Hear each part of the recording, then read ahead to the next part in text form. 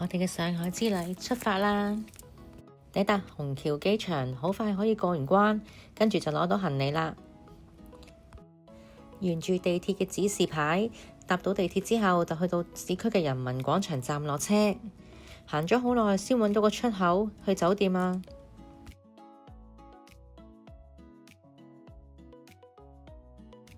今次都係住返 Marriott 集團嘅酒店。好快 check 完 in，我哋就上咗房擺低行李，之後就出去食 lunch 啦。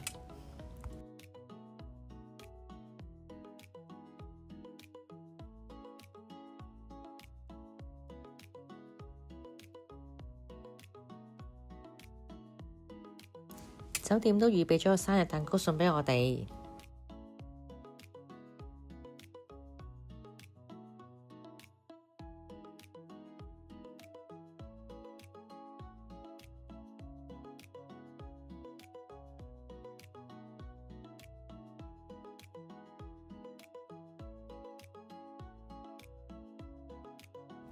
去咗酒店附近嘅商場，食咗上海好出名嘅魚麵，裏面仲有好多唔同嘅款式魚麵，包括有蟹粉嘅魚麵。你睇下，魚麵上邊鋪滿咗蟹粉，望落去係咪好正好美味呢？魚湯呢仲非常之鮮甜添。另一碗呢就係雪菜魚麵。呢一鍋係豬腸臭豆腐，辣辣地都幾惹味㗎。另一款就係魚湯年糕。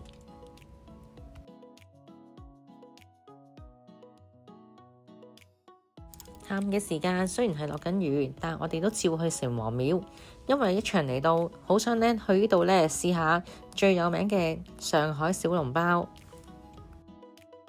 南翔饅頭店呢係美芝蓮星級嘅饅頭店。已經係喺上海立咗好多年㗎啦，食小籠包係非常之出名㗎。我哋好早嚟到，5點半呢就有位可以入到去，如果唔係之後就要排晒隊㗎啦。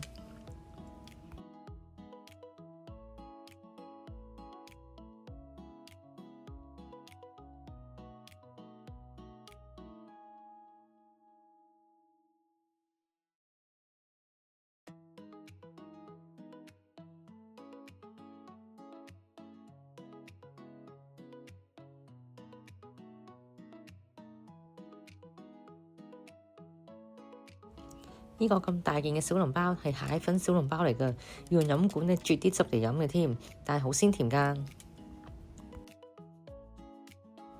夜晚呢，城隍廟呢有另一番嘅景象。食完嘢出到嚟，見到呢周圍呢都烏燈黑火，非常之靚啊！可以喺度坐喺度打下卡添。沿途呢仲有好多好懷舊特色嘅店鋪，我呢其實都幾鍾意行呢啲店嘅。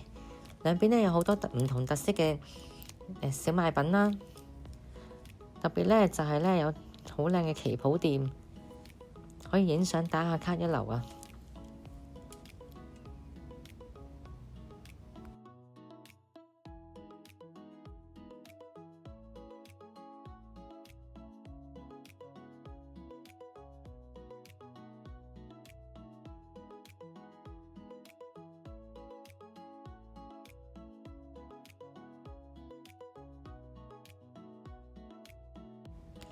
行完城隍廟之後呢，出返去呢，我哋就沿住路邊條路一路呢向住上海嘅外灘進發。外灘呢，嚟到上海一定要去打下卡先，佢哋嘅夜景呢真係好靚㗎。不過可惜呢都係落緊雨，但係都冇阻我哋呢去打卡嘅心情嘅。